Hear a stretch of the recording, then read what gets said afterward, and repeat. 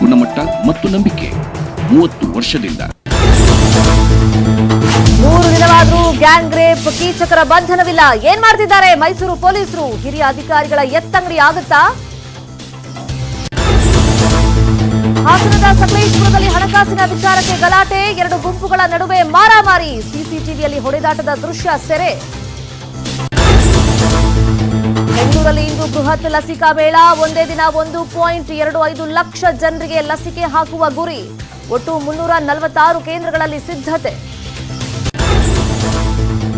ಗೌರಿ ಗಣೇಶ ಹಬ್ಬಕ್ಕೆ ಬಿಬಿಎಂಪಿ ನಿರ್ಬಂಧ, ಸಾರ್ವಜನಿಕ ಗಣೇಶೋತ್ಸವಕ್ಕೆ ಬ್ರೇಕ್, ದೇವಸ್ಥಾನಗಳಲ್ಲಷ್ಟೇ ಮೂರ್ತಿ ಪ್ರತಿಷ್ಠಾಪನೆಗೆ ಅವಕಾಶ.